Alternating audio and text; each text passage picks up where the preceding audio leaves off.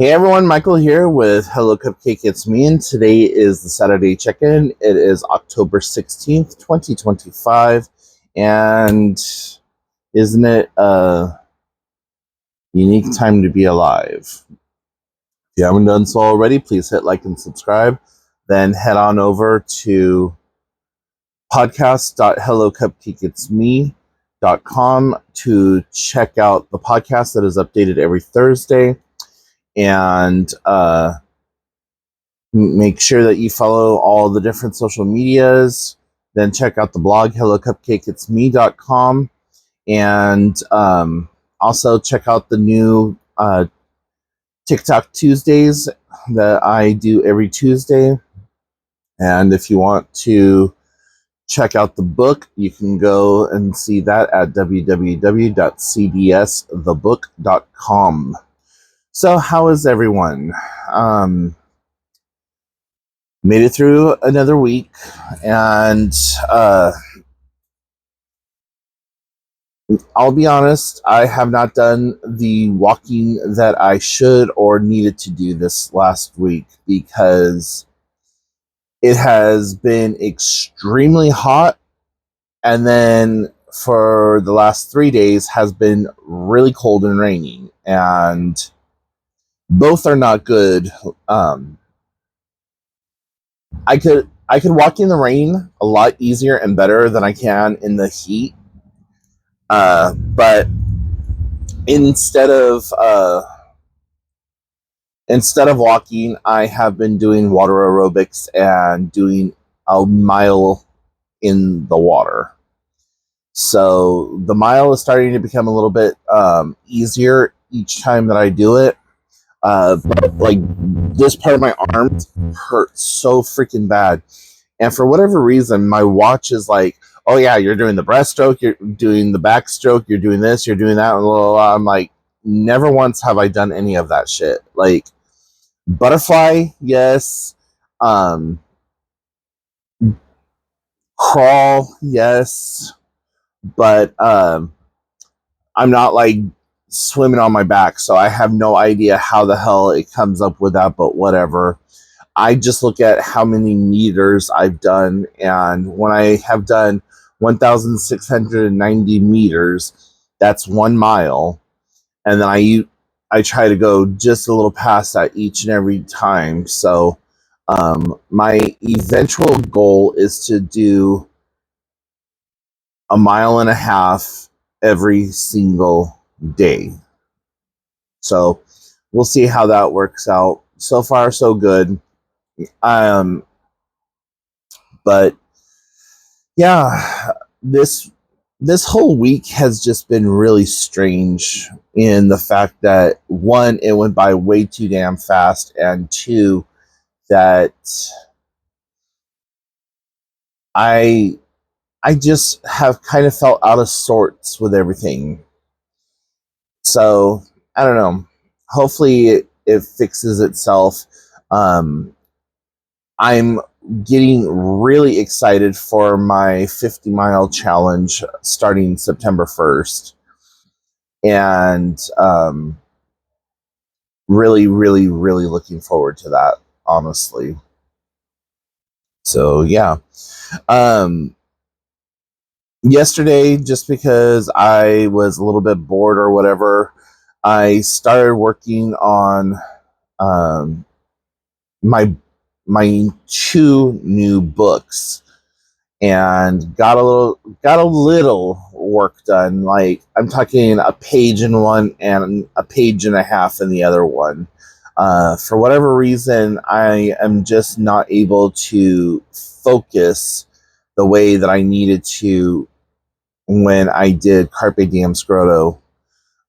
So that's that's really been kind of bothering me. I actually have 3, technically 4 books and novels that I'm working on. I'm doing a follow-up book to Carpe Diem Scroto called Carpe Diem Vita, which is more of the meat and potatoes and mental health exercises and how to really get into what causes mental health and how to, like, kind of a how to friendly clinical way of dealing with your emotions and things like that. The other book that I'm working on is called The Healed Child and the Toxic Parent. And I'm about 15 pages into that one. And that one's just going to be talking about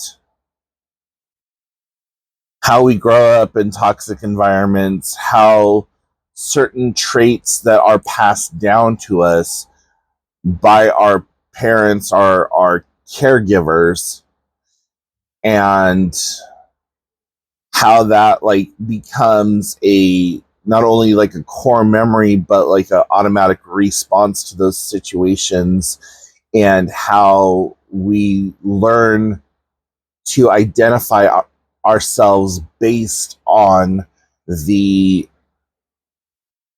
negative input that's coming into our world.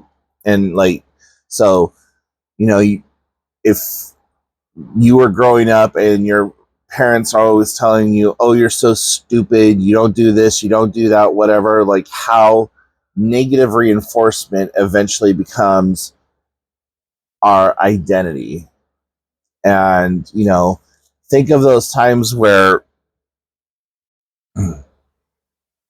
you were being very critical, like very critically talked down to, and it went a little further than just discipline. It became like emotional manipulation or mental, physical, psychological abuse. I know mental and psychological are, you know, kind of the same thing, kissing cousins. But, you know, there are things that our parents have said to us in the heat of the moment that scar us and make that deep wound that we can't ever heal from. And so that's what The Healed Child and the Toxic Parent's about. And then I am also writing a novel that's a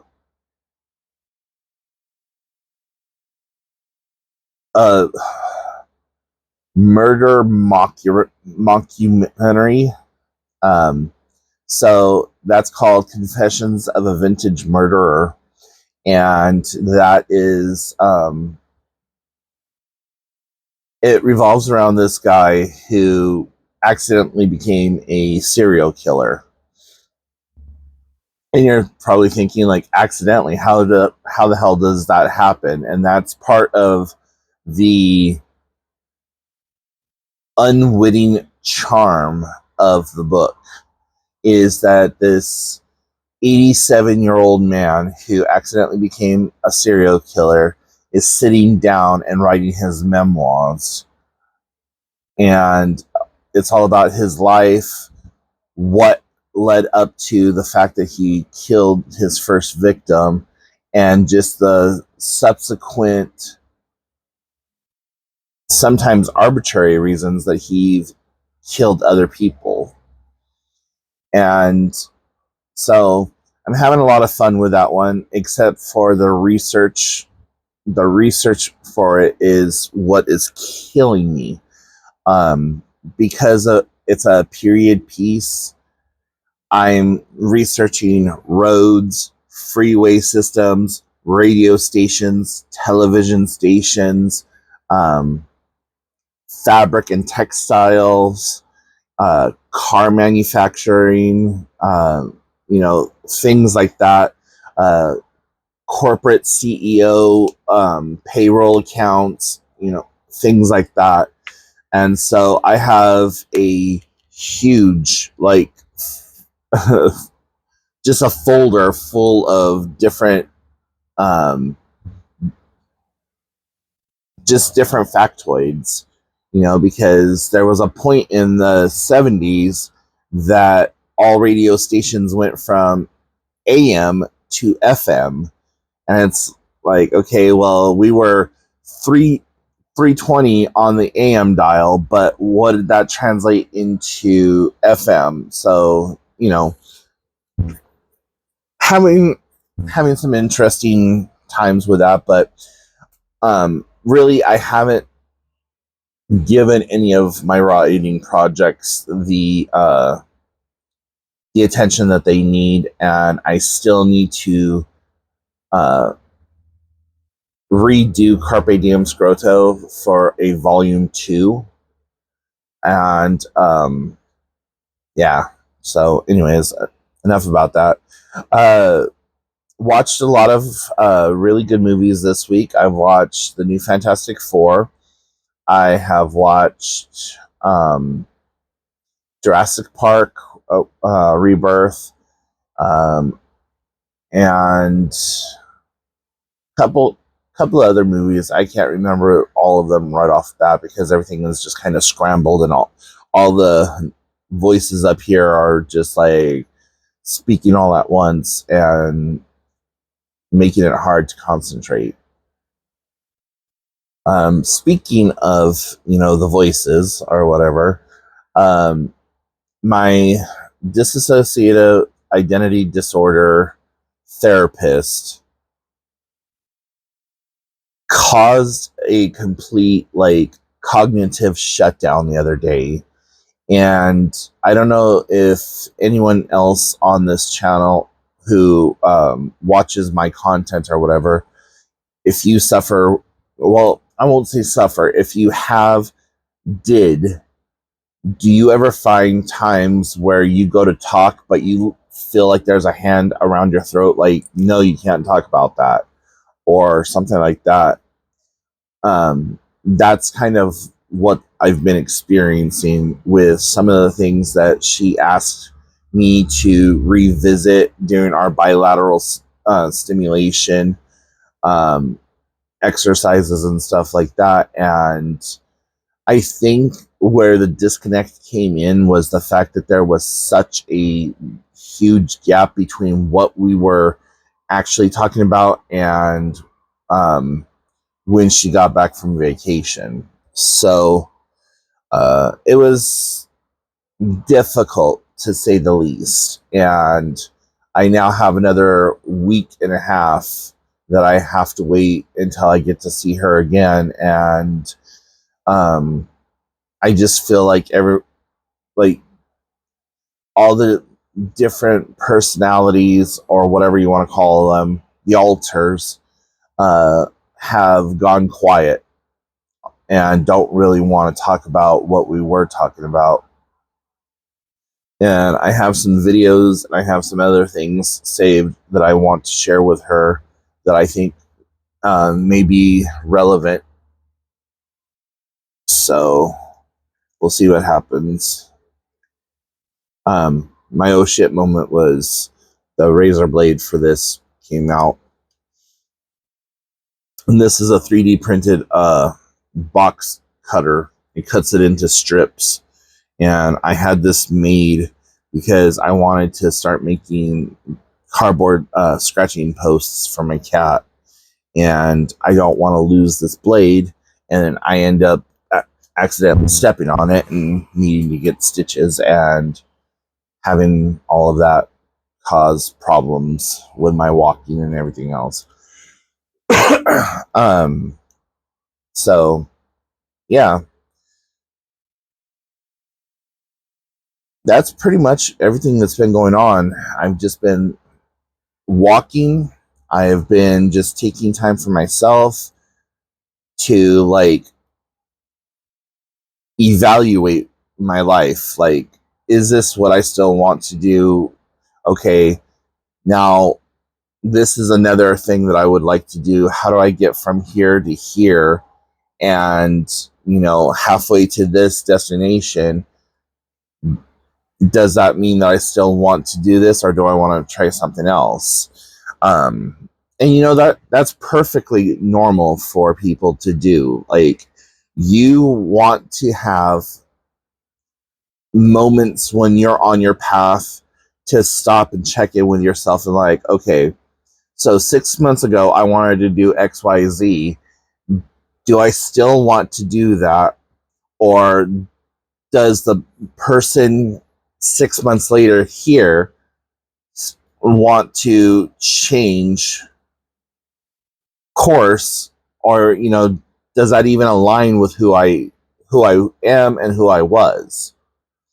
So yeah, that's kind of where I'm at right now, is just evaluating the universe, my place in the world, what I need versus what I want versus what I think I need and want, and just making those steps to try to connect the dots and just doing some soul searching, for lack of better term. So yeah. um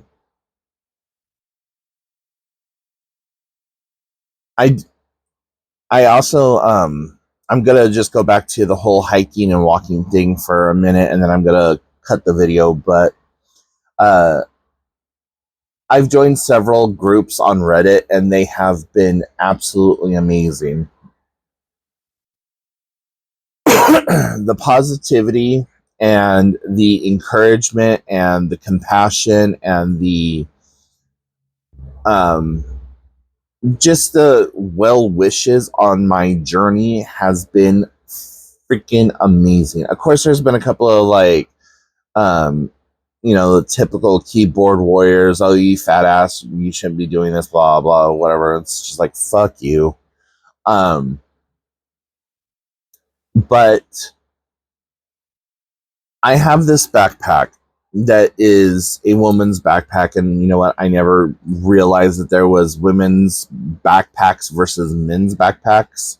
I thought that they were all the same, but when I got this backpack, and most, if not all, of my camping, hiking gear stuff has been given to me. So when I got this pack, I really liked it, and I thought it was pretty cool, and it's in a really good condition and all this other stuff. And when I put it on, I could barely buckle the sternum straps, and there was no way in hell that I could even buckle the hip straps. And I was able to buckle both straps the other day. And I was like, oh, wow. Like, this is freaking awesome. So I'm kind of feeling myself, and snapped some selfies in the bathroom mirror and everything with the backpack on, and like, and I put it into this group and just said, how happy I was. I was a little brag. That's like the title of my thing. I was like, when I received this a few months ago, I was not able to snap the sternum strap or put this on, and it's tight, but not too tight. It's like a comfortable tight. It puts the backpack right where I need it to be. The shoulder straps feel amazing, blah, blah, the whole spiel, kind of like patting myself on the back. And 1,300 comments and responses later,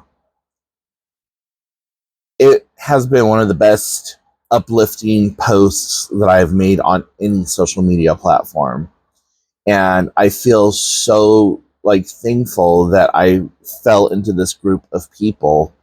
And a lot of them were very concerned with my blood pressure, with my size, and all this other stuff, which, I'm concerned with my blood pressure. I'm concerned with my size. I understand that what I want to do is no small task. But at the same time, as I lose the weight, my muscle memory is going to remember me at the size that I started. So that means that I'm going to be able to walk and carry the weight that I'm going to be able to walk with and carry the weight that I had lost. because my muscles are already going to remember that. And, it might be that I leapfrog through my journey or whatever, instead of going 15 miles in one day, it might be 5 miles a day. And I know this about myself right now, that I can walk 1 mile without much without much pain and whatever else. And then if I stop for 5 or 10 minutes to rest and relax, and then get back up and hit it again, I could do another mile. And then if I stop and relax, then I can do that. It's when it becomes a straight 3, 4, 5 miles that I'm having the trouble with.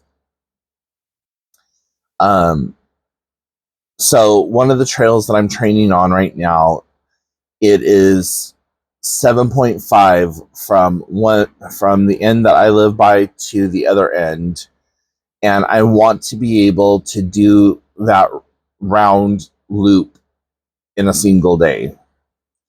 And I don't know that I'll ever be able to do that, but I'm sure as hell going to try.